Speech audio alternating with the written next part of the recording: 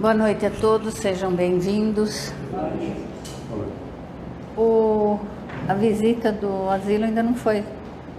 Bom, então, de recado, a gente está vendendo rondelli, nhoque e solfiole ao preço de 23.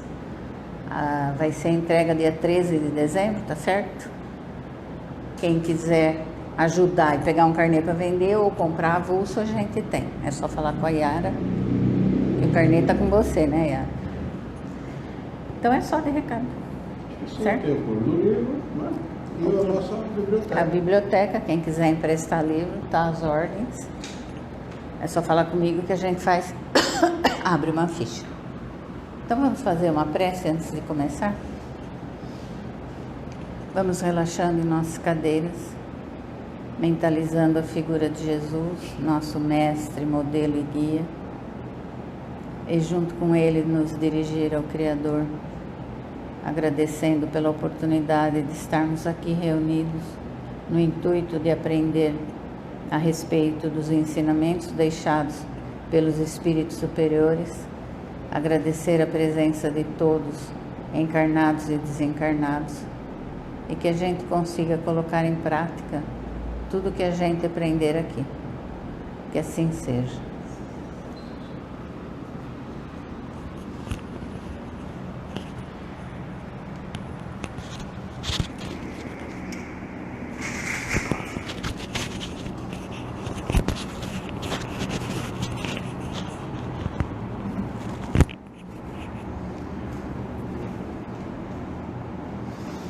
Boa noite a todos, sejam todos muito bem-vindos.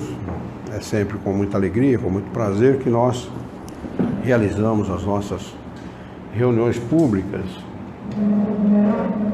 que nada mais são que uma extensão dos nossos estudos sobre a doutrina dos Espíritos que nós realizamos ao longo da semana. Como é o nome da jovem? Isabela. Seja bem-vinda, viu, Isabela? E o jovem? Davi? Seja bem-vindo também. Vocês nunca foram numa reunião espírita? Não. Você também não? Os outros são todos sem vergonha, já conhecem. Davi e Isabela. Normalmente as reuniões espíritas não são realizadas dessa maneira. As cadeiras ficam lá no fundo, uma pessoa fala aqui na frente, expõe um tema e as pessoas ouvem o tema e tomam um passe, tomam um copinho de água fluidificada e vão embora para casa. Nós realizamos as nossas reuniões dessa maneira para dar oportunidade para as pessoas tirarem suas dúvidas, fazerem perguntas, porque a doutrina dos Espíritos, sendo uma ciência e não uma religião, ela suscita muita curiosidade, muitas dúvidas também a respeito dos nossos interesses sobre a vida espiritual, não é? Muita gente julga que a nossa vida é isso que nós vemos. Nosso corpo físico apenas, a vida material, e não é. Nossa vida transcende a isso. Nós temos um espírito, uma essência que sobrevive à morte do corpo físico. E é sobre esse assunto que trata a doutrina espírita, a ciência dos espíritos, que foi editada a Kardec. O primeiro livro foi editado em 18 de abril de 1857, meados do século XIX. E a partir de então foram editados vários livros a respeito desse assunto, todos eles fruto de observação, de pesquisa. Então trata-se de uma ciência, tá bem? Então fiquem bem à vontade, vocês estão entre amigos.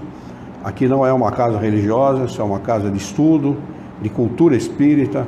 Portanto, pode levantar, ir no banheiro, atender o celular, sair, ir embora, concordar, discordar.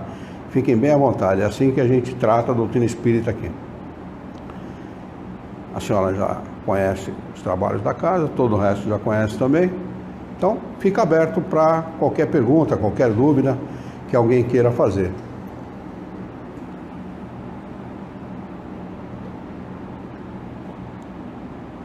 Se ninguém... Um de cada vez, de preferência. Se ninguém tiver nenhuma dúvida, nenhuma pergunta, a gente pode sugerir um tema. A gente está à disposição. Ou então, a gente pode abrir o livro aleatoriamente, o Livro dos Espíritos, e propor um tema. O que vocês acham? Amanhã é finados. Hã? Amanhã é finados. Finados. O que significa finados? Se fizeram Aqueles que se findaram? Hã? É? A palavra finados vem de fim, não é? Aqueles que se finaram, aqueles que se acabaram, aqueles que terminaram. Alguém aqui vai em cemitério visitar defunto ou não? Eu vou. Você vai? Não estou ensinando exatamente, mas eu sempre gosto de deixar em ordem para o pessoal. Certo. Quem mais vai ao cemitério? Hoje, provavelmente eu vou amanhã. Vai amanhã. Visitar o esposo. Vou lá ver a foto só, mas infelizmente, né? Infelizmente é só a foto mesmo, Só né? a foto que eu vejo ali, né? Alguém mais aqui vai em cemitério? Antes eu ia, agora eu não vou mais. Não tem nada lá. Não tem nada lá, não precisa. Ah, eu fico muito. Eu fico muito. Muito.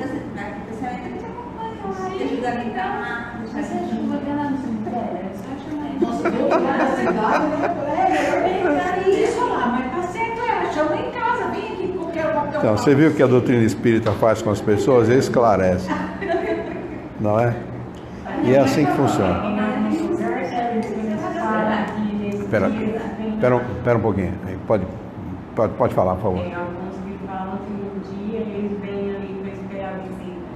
É verdade, isso é verdade. Olha, os espíritos, eles atendem ao chamado do pensamento. Então, o que é o túmulo nesse caso? É um local onde nós vamos fixar o pensamento naquele que está ali sepultado, não é assim? A gente vai no cemitério. Muita gente fala assim: eu vou no cemitério visitar o túmulo do meu pai, do meu filho, do meu avô, não é assim? Vou lá visitar o túmulo, tá bem. Quando ele está lá, ele está com o pensamento fixado no quê? Na pessoa que está ali sepultada. Como os espíritos não estão ali, é claro, evidente, o que está ali é o que restou do corpo físico, não é? É apenas os restos mortais, não é? Uma coisa que apodrece, uma ferramenta, uma vestimenta que apodrece. É o único sentido do corpo é esse. Ele serve como uma ferramenta, chega num determinado momento, ele perde a vitalidade, os órgãos deixam de funcionar, a vida se extingue e o corpo começa um processo de retorno, né? Ele vai recompor a natureza de onde ele saiu. Então, o que Tá bom, então, só continuando a explicar. Porque quando a pessoa vai ali, ela vai ali porque a pessoa que representava, cujo corpo está ali, e que representava para ele o parente querido, o amigo querido, o filho querido, a esposa, o esposo, seja lá quem for, ali está representado. Então, ela fixa o pensamento na pessoa, né? Na imagem da pessoa. Aquele espírito que tinha aquela aparência, ele existe no mundo dos espíritos. E ele foi atendendo ao chamado da pessoa que ali está, vem ali naquele lugar. Ela está ali por causa que o corpo dela está ali? Absolutamente. Porque o pensamento daquele que lhe ama foi direcionado para ele. Pode fazer a oração para ele em casa mesmo. O que a senhora acha? Evidente, é uma questão de lógica. Olha, eu amava muito meu pai, minha mãe, meu sogro e minha sogra. São 4 pessoas que eu tive a felicidade na minha vida de ter 2 pais e 2 mães. Meu sogro e minha sogra eu considerava como pai e mãe, e meu pai e minha mãe foram excelentes pais e mães. Pai e mãe, e no caso do sogro e minha sogra, segundo pai e segunda mãe.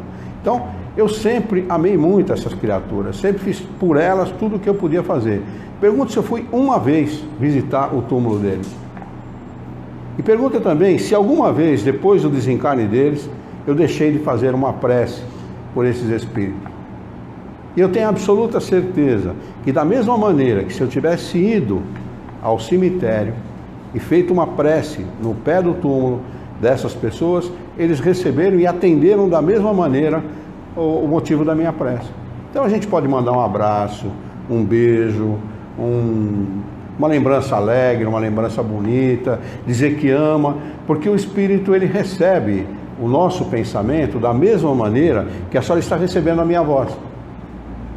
Eu estou falando, as minhas palavras estão reverberando no ar, chegando nos seus ouvidos, adentram os ouvidos, reverberam no cérebro, o cérebro decodifica aquele sinal e vai entender aquilo que eu estou falando, não é assim?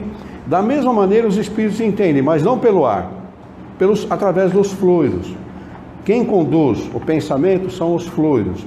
Independentemente da distância, esteja esse espírito onde estiver, nesse planeta, em qualquer planeta que ele esteja, ele vai receber o impulso do nosso pensamento.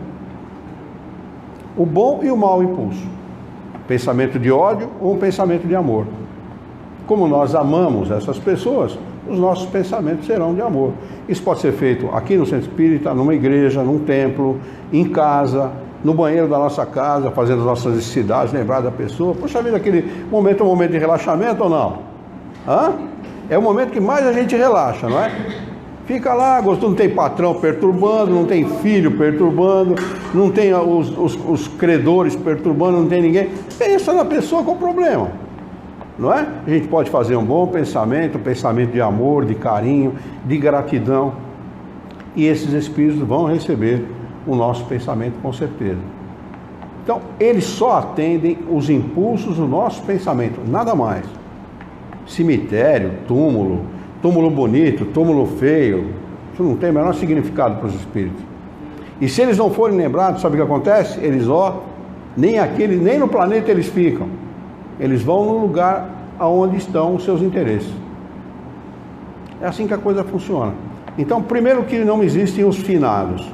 O que existe são espíritos desencarnados, dos quais sobraram perispírito e espírito. 3 coisas existem no homem: corpo, perispírito e espírito. Quando o corpo deixa de existir, sobrevive os 2, o perispírito e o espírito. Então é esses que estão entre nós. Aqui nesse momento deve ter talvez milhares de espíritos aqui, porque eles não ocupam lugar no espaço. Então centenas, talvez milhares, vai saber quantos, né? E está aí pela rua, tal, os espíritos que não têm muita evolução, que não têm muito conhecimento, que não têm muito adiantamento moral e intelectual, ficam aí pela rua, perambulando, perturbando os outros, se intrometendo na conversa dos outros e tal. E aqueles que são mais elevados, eles percorrem o espaço, vão aprender em outros planetas, tecnologia, ciência, e depois reencarnam aqui para aplicar aquilo que aprenderam em outros lugares. É assim que a coisa funciona, simples, clara e objetiva. Absolutamente, continue fazendo isso. O espiritismo tem esse objetivo. Também não. Também não.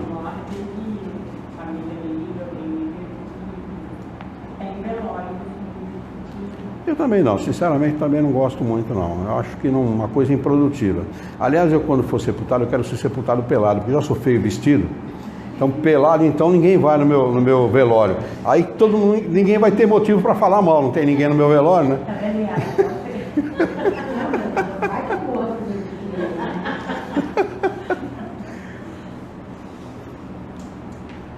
Muito bem. Mais alguma pergunta a esse respeito? Não? Então vamos abrir aqui. Alguém quer sugerir um tema? Eu abri aqui aleatoriamente, vamos ver. Emancipação da alma, que legal. Capítulo 8, página 149. Esse capítulo 8, ele trata da emancipação da alma. Emancipar, livrar-se, estar livre, desligada, solta, né? A questão é de número 400, vai tratar do sono e os sonhos. Toda vez eu sei. Quem quer ler a questão de número 400? Eu leio. O espírito encarnado permanece voluntariamente em seu envoltório corporal? Resposta. É como se perguntasses se o prisioneiro se alegra com a prisão. O espírito encarnado aspira sem cessar a sua libertação, e quanto mais o envoltório é grosseiro, mais deseja estar dele desembaraçado.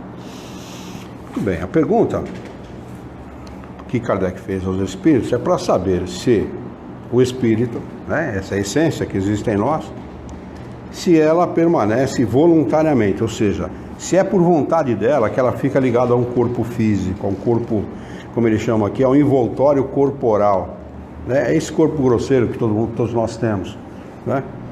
E a resposta dos espíritos é clara e objetiva. É como se perguntasse se o prisioneiro se alegra por estar nas grades. A pergunta é essa. A resposta é essa, não é? É como se você perguntasse se todo prisioneiro gosta de estar preso atrás das grades.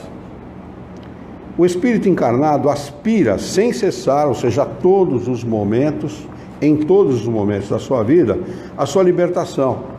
Nós somos prisioneiros do corpo físico. Essa situação de encarnado é uma situação totalmente atípica para o espírito. Os nossos espíritos só estão aqui encarnados por uma única razão: somos ignorantes. Somos atrasados do ponto de vista moral e intelectual. Nós precisamos evoluir, precisamos progredir moral e intelectualmente. E como a gente faz isso? Só tem uma maneira: lidar com as outras pessoas. Moralidade é isso, moral é isso, é regra de relacionamento, né? O relacionamento que nós temos com as outras pessoas é que define o quanto avançado ou atrasado o espírito está em relação à sua moralidade. Então, nós precisamos do corpo físico, porque senão nós não progrediríamos. Como espírito, nós só conseguimos realizar tarefas intelectuais. Colocar em prática aquilo que nós sabemos precisa ter uma ferramenta chamada corpo. Estar encarnado num mundo como esse para se relacionar com as outras pessoas. Por isso que nós encarnamos. É agradável para o espírito? Absolutamente. O espírito ele tem possibilidades que nós, como encarnados, sequer imaginamos. Às vezes imaginamos, viu? Porque esses caras que escrevem o Super-Homem, né, o Homem-Aranha e tal, esses caras imaginaram exatamente a situação do espírito, né? O espírito tem aquelas possibilidades que se descreve de maneira extraordinária, de maneira fantasiosa e tal. Não é tanta fantasia assim, tem muito a ver com as possibilidades do espírito. O espírito ele é capaz de se locomover através do pensamento, ele não precisa da linguagem articulada como nós aqui para se comunicar, ele não precisa de ouvidos para ouvir, de olhos para ver, né? Ele enxerga 360 graus, ouve 360 graus, independentemente de qualquer tipo de órgão. Então, dá para imaginar quem tem esse tipo de liberdade, encarnando num corpo grosseiro como nós, tendo limitada a sua ação, totalmente limitada. Porque a maioria tem a sensação ao contrário. Como é que é? A maioria das pessoas tem a sensação ao contrário. Não, do espírito não, a sensação do espírito é sempre a mesma. Como encarnado, né? Tá, não, mesmo como encarnado. Parece que a pessoa não quer morrer. Então vamos dizer assim, vamos colocar as coisas nos seus devidos lugares. Primeiro, é preciso dizer o seguinte: o espírito, ele jamais vai se habituar ao corpo. Por mais materialista que ele seja, por mais ligado à matéria que ele seja, qualquer momento em que ele tirar um cochilo, em que ele relaxar músculos e nervos, o espírito se distancia do corpo. Isso é um sinal de que o espírito não está confortável no seu corpo físico, ele quer distância do corpo. Não é? Ele só vai estar definitivamente distante do corpo a partir do momento que ele desencarnar. Segundo, o espírito teme a morte porque é ignorante. Ele não sabe o que vai acontecer. E ele não procura essas informações. Quando Jesus diz, conheça a verdade e a verdade vos libertará, que verdade? Que liberdade é essa se nós não estamos na cadeia? Alguém aqui é prisioneiro? Não, que eu saiba, não tem ninguém aqui aí no CR de Jaú, né? Todos nós estamos livres, não é? Então, que liberdade é essa? Vai libertar quem do quê? Jesus diz assim, conheça a verdade. Qual é a maior verdade de todos nós? Somos o quê? Espíritos imortais. É isso que essa é a maior verdade. E é uma verdade que a maioria da nossa humanidade encarnada desconhece ou não confia. Desconfia, mas não confia. Então, como ele não tem isso como convicção, No que ele se apega? Como um náufrago em alto mar, ele se apega na primeira tábua que ele encontrar. E a tábua dele, o que é? O corpo. Ou seja, eu quero estar aqui. Por quê? Porque eu estando aqui, eu sei o que está acontecendo comigo. Por pior que seja, eu domino a situação. Depois que eu desencarnar, não sei o que vai acontecer. Né? O exemplo de Tomé, na questão do desencarne de Jesus, é bem apropriado para explicar isso. Por que Tomé quis tocar a chaga de Jesus? Por que Tomé quis? Eu só vou acreditar vendo o Mestre. Por quê? Materialista, que não confiava naquilo que Jesus ensinava. Porque Jesus ensinava exatamente isso. Se vocês tiverem a fé do tamanho de um grão de mostarda, farei o que eu faço e muito mais. O que ele estava querendo dizer? Que ele era Deus? Um cara à parte, um cara de criação excepcional, ele foi criado para ser melhor que os outros? Absolutamente. Ele mesmo dizia que nós faríamos o que ele fez e mais.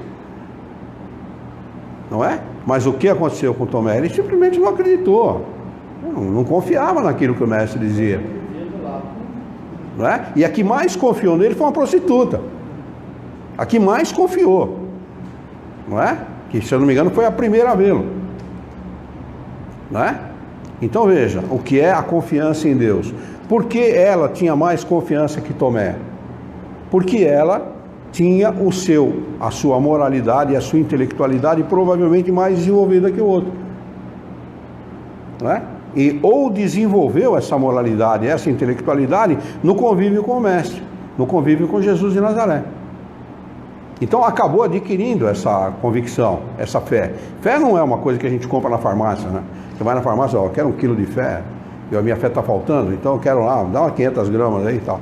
Não é assim. A fé é fruto do conhecimento. À medida que nós vamos nos esclarecendo, conhecendo, sabendo, a nossa fé vai aumentando. Fé é o quê? Confiança. Não é? Outro dia eu tive que assinar um documento e o cara falou, você precisa reconhecer firma, reconhecer a sua firma. Pô, então, mas não estou assinando na sua frente, caramba. Não, mas aí o cartório tem que cobrar R$6 e pouquinho para bater um carimbo dizendo, dou fé. Pode confiar que essa assinatura é dele mesmo. Não é? Então fé é isso, fé é confiança. Se não houver confiança, não há fé. E se o homem não tiver confiança em Deus, você acha que ele vai querer desencarnar? Absolutamente, é a última coisa que ele quer que aconteça com ele. Eu não sei o que vai acontecer, eu não sei o que vai ser. É por isso que nós temos essa ciência, que não é melhor que nenhuma outra, mas também não é pior que nenhuma outra. Porque a única ciência que explica antes do berço e depois do túmulo. Nenhuma outra religião ousa explicar o que acontece antes do berço e depois do túmulo. Pelo menos não ousa com qualidade racional. Pode até ousar, mas explica de maneira tão esdrúxula, tão atravessada, tão irracional que é inaceitável.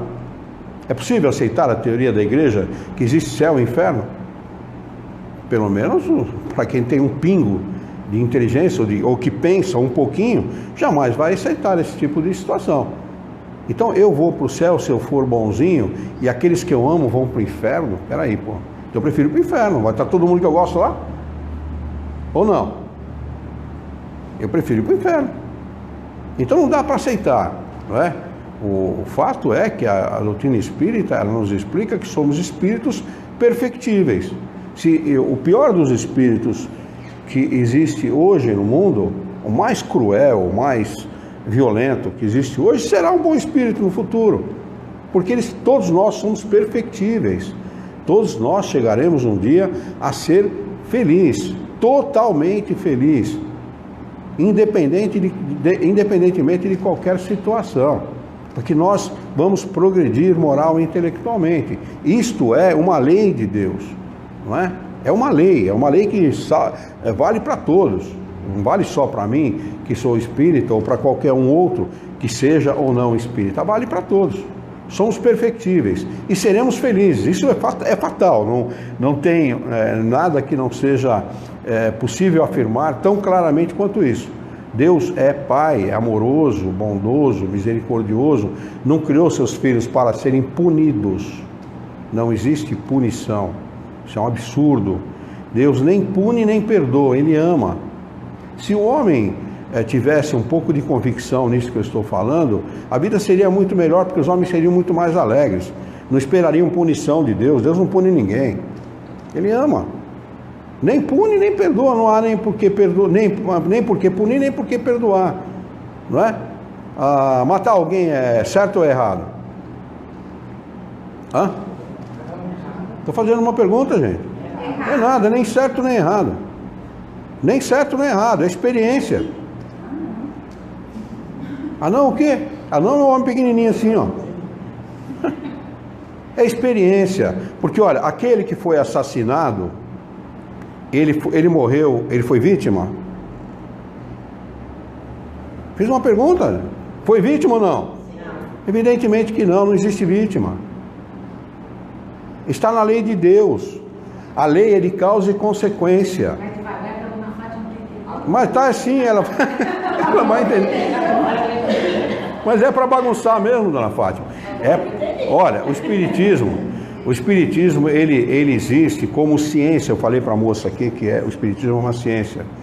E é uma ciência que quebra paradigmas, quebra modelos. Esse modelo que faz 2000 anos que enfiam na nossa cabeça que Deus pune, que Deus é perverso, que Ele é mau, que você precisa ficar agradando Ele, puxando o saco dele para Ele ficar agradado de você, isso não existe.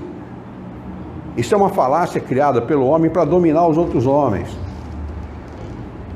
Então, os espertalhões no mundo criam esse tipo de falácia para poder dominar. Se eu consigo dominar a senhora através dos pensamentos, eu lhe domino e tomo tudo da senhora, a senhora dá de bom grado.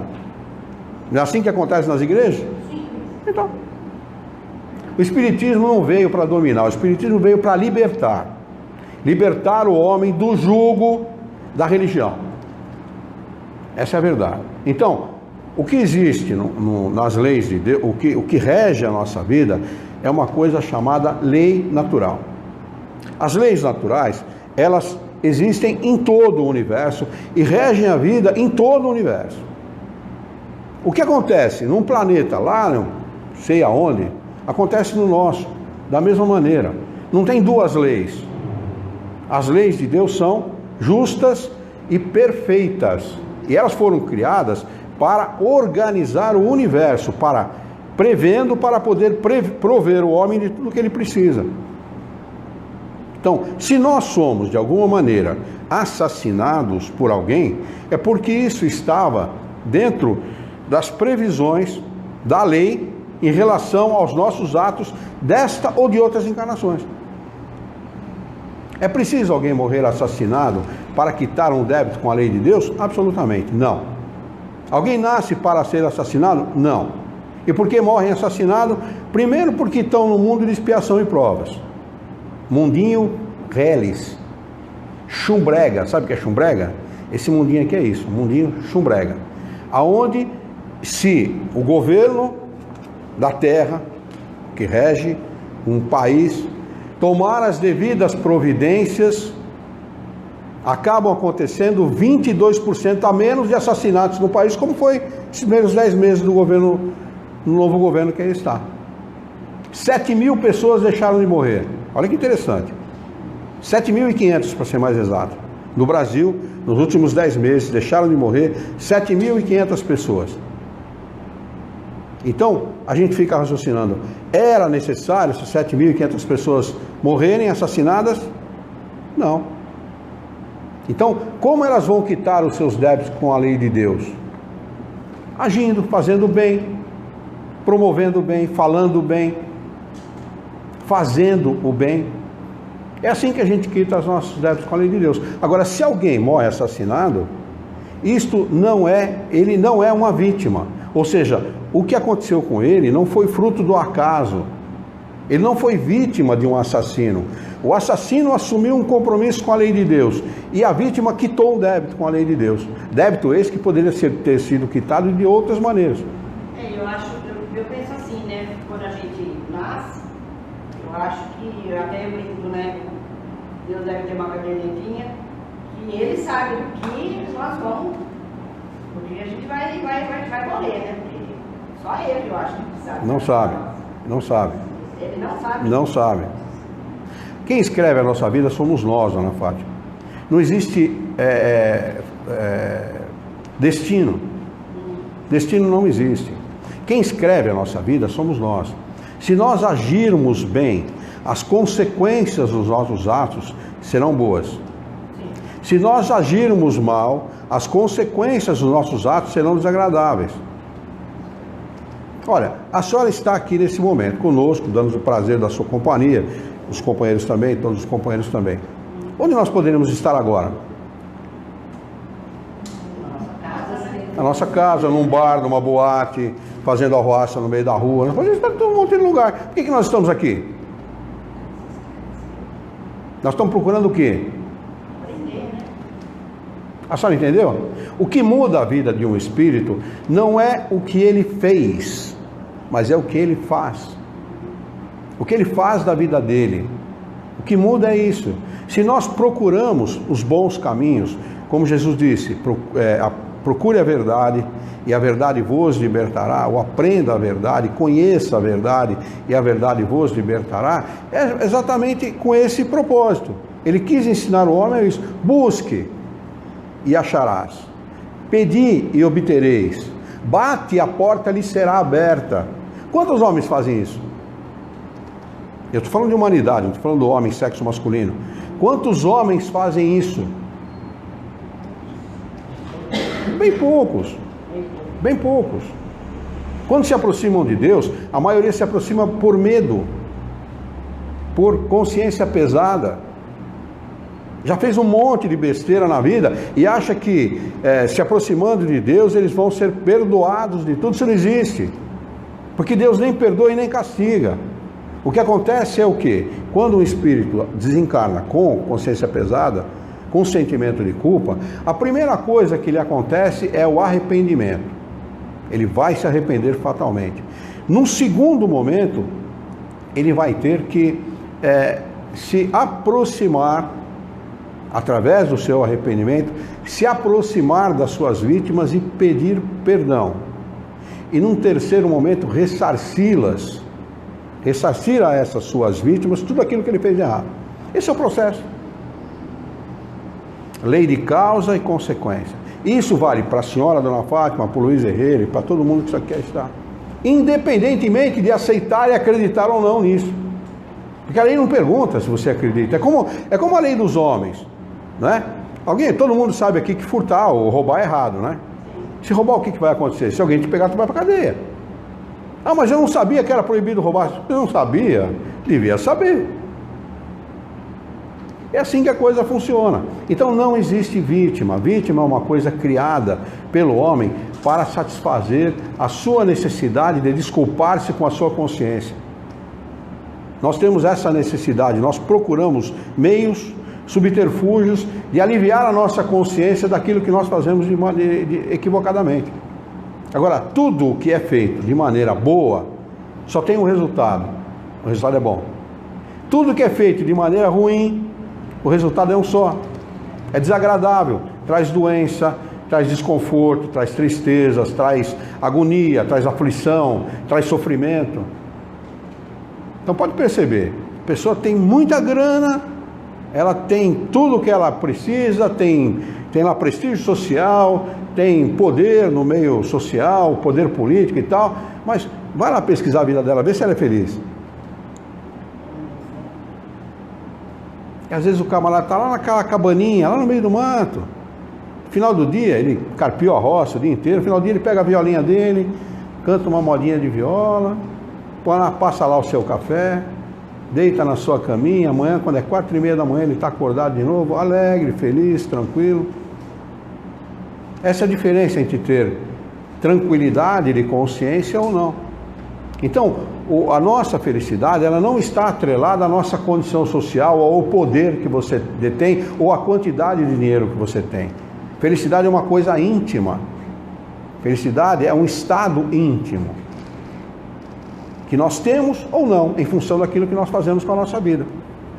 Então Deus jamais vai cobrar da senhora, de mim ou de quem quer que seja, aquilo que nós fizemos ou deixarmos de fazer. Nós temos uma coisa chamada livre-arbítrio. nós encarnamos não para sermos punidos ou para sermos perdoados. Nós encarnamos para viver experiências.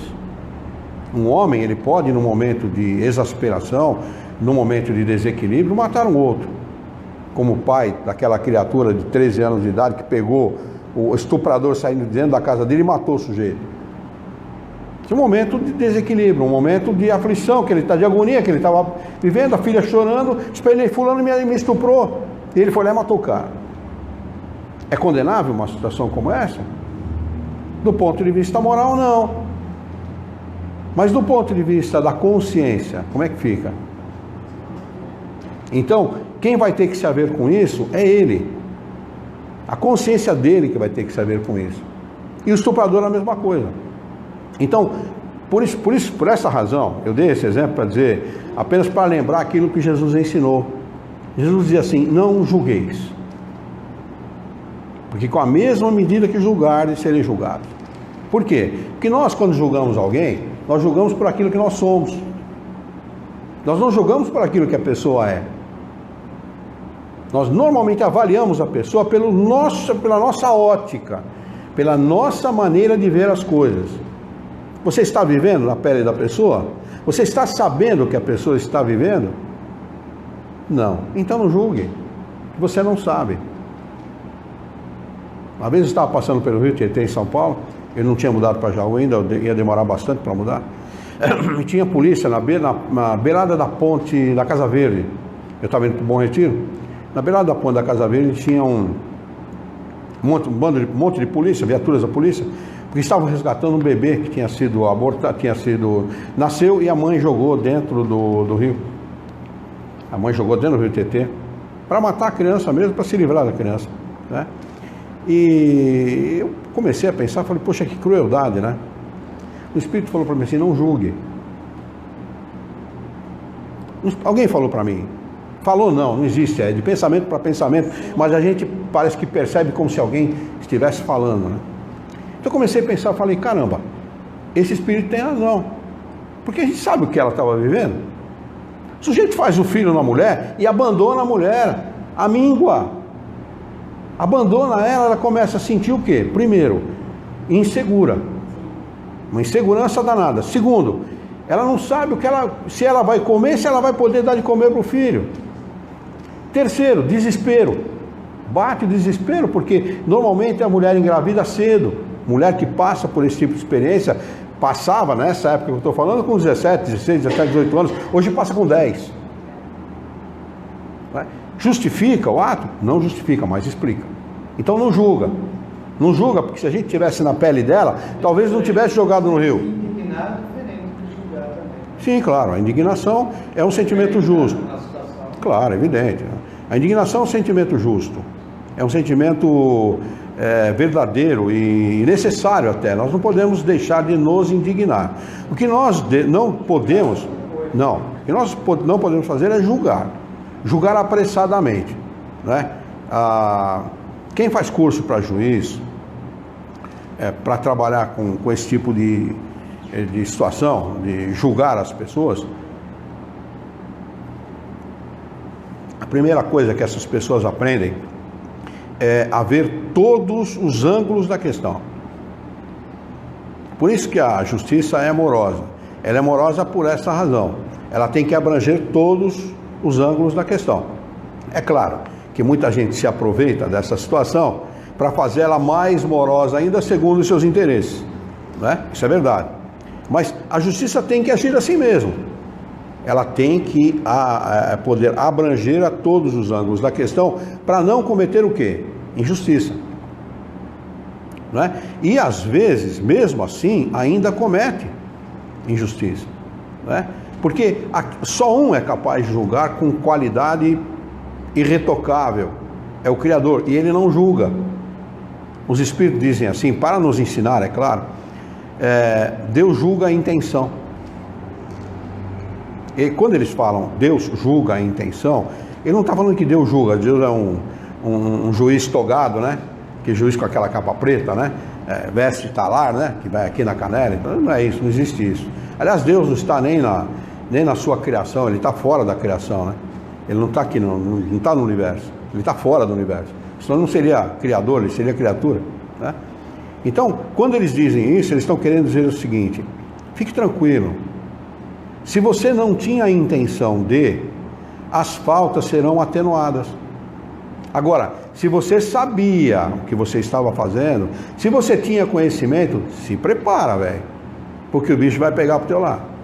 Então, quanto mais conhecimento, mais responsabilidade. Maior a responsabilidade. Então, é preciso tomar muito cuidado com essa questão do julgamento.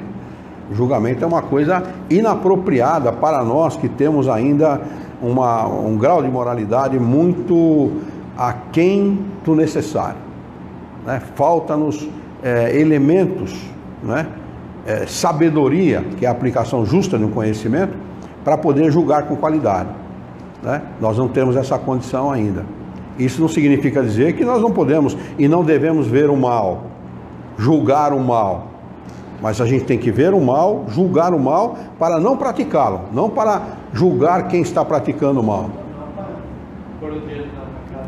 Não, evidentemente que não. Por isso que eu quis dar esse exemplo do assassino.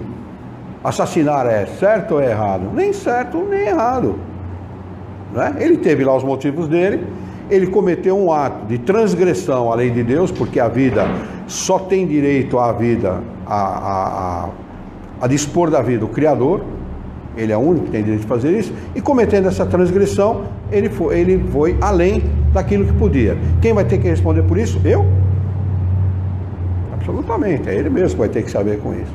É ele que vai ter que saber com esse problema, né? Isso vale para o homem que trai, para a mulher que trai, para o homem desonesto, para a mulher desonesta, e vale para qualquer circunstância da vida, né? Mas às vezes o cara é desonesto por quê? Surgiu um problema maior, uma questão de saúde na família, e ele desviou aquele dinheiro para saldar, para pagar aquela questão de saúde, deixou de pagar o seu fornecedor. Era passível de julgamento? Não sei. Precisava estar na pele dele para saber como é que a gente agiria, não é assim? Ele foi imprudente? Com certeza. Com certeza, porque ele deixou de quitar um compromisso dele. Muito bem, olha, são 5 para as 9, caramba, ficamos numa questão só, né? Olha lá, só para terminar de ler a resposta dos Espíritos. O Espírito encarnado aspira sem cessar a sua libertação, e quanto mais o envoltório é grosseiro, mais deseja estar dele desembaraçado. Então adivinha onde a gente quer estar? Hã? Ligado ao nosso corpo físico? Absolutamente. Então quando a gente dorme, quem dorme é o corpo. O Espírito se manda, viu? Ele, ó, vai trabalhar. O Espírito não fica dormindo, né? O Espírito vai trabalhar, vai cumprir as suas tarefas, tem lá os seus compromissos espirituais, ele vai fazer aquilo que ele é de interesse. E também o inverso também é verdadeiro. Quando o bicho é malandro, que se liga a malandragem, a pilantragem, a droga, esse tipo de coisa, ele se liga, a hora que o corpo dele está dormindo, ele fica em companhia desses que são também do meio dele. Por isso que é muito interessante a gente ter uma vida moral bastante equilibrada, ter boas companhias, agir bem, agir corretamente, para poder ter o direito de ter boas companhias espirituais durante o sono no corpo físico. O vício é um agravante nesse sentido, porque o vício é uma porta uma porta aberta à ação dos maus espíritos.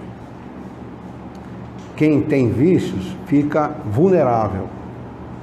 Nenhum vício é condenável, viu? Nenhum vício, porque às vezes a pessoa não tem determinados vícios, mas tem vícios piores do que aquele. Maledicência é um deles. Às vezes o cara não fuma, não bebe e tal, mas é maledicente, ou é ruim, ou é perverso, ou é mau, entendeu? Então não tem vício nenhum, que nem Hitler, não tinha vício nenhum, né? Nenhum vício, não bebia, não fumava, mas foi um dos piores que apareceu na Terra. Já Winston Churchill tinha todos os vícios, fumava, bebia, mas foi o cara que salvou o mundo da sanha nazista, né? Então, nem sempre o vício é um indício de baixa conduta moral. Não é isso que eu estou querendo dizer. Mas o que eu estou querendo dizer é o quê? Que ele faz com que portas fiquem abertas para a ação dos maus espíritos. E eles sugerem, como a pessoa está vulnerável, ela aceita a sugestão e acaba embarcando numa situação que ela não precisava. Ela acaba ficando vulnerável àquela situação. Então, o que nos convém? Procurar ir aparando essas arestas. Não é? Nós estamos numa situação na Terra, atualmente, em que os espíritos estão aqui para vencer os vícios mais grosseiros. Os mais grosseiros que existem. A casca. Não é? Depois, em outros mundos, em outras situações, nós vamos começar a adquirir virtudes verdadeiramente. As verdadeiras virtudes. Né? Então é muito interessante a gente envidar todos os esforços possíveis, todos possíveis, para poder nos afastar desse tipo de situação. Muito bem, vamos fazer a nossa prece, vamos encerrar. Alguém tem mais alguma pergunta? Alguém tem alguma dúvida? Gostaria de perguntar mais alguma coisa? Aquilo que a gente falou, a senhora pode levar para casa, anota. Fiquei com dúvida nisso, dúvida naquilo, não concordei com isso, com aquilo, a gente discute, tá bom? Muito bem, vamos então. Tem alguma pergunta aí pela internet? Não? Vamos então elevar o nosso pensamento, mentalizar a figura excelsa e amiga do nosso mestre, modelo e guia da humanidade, Jesus de Nazaré, e juntos com Jesus nos dirigir ao Criador, ao Senhor da vida, fonte inesgotável de paz, de amor, de bondade, de misericórdia e justiça, para agradecê-lo muito pela oportunidade de aqui estarmos reunidos em seu nome para discutirmos a vida à luz da doutrina dos Espíritos. Queira a vossa bondade, o vosso amor, a vossa misericórdia, que tenhamos bom ânimo, coragem, determinação, ideias renovadas, alegria de viver e muito entusiasmo para que nós possamos trabalhar, sermos úteis à sociedade em que vivemos e desta forma dignificar a vida. Auxilia-nos ainda, Senhor, dá-nos a força necessária para que nós possamos orientar a própria existência por um profundo e sincero respeito pelo nosso próximo. Em teu nome, Senhor, em nome de Jesus, em nome dos bons espíritos, em nome do nosso diretor espiritual e de toda a sua equipe, nós declaramos encerrada a nossa reunião pública desta noite, e que assim seja.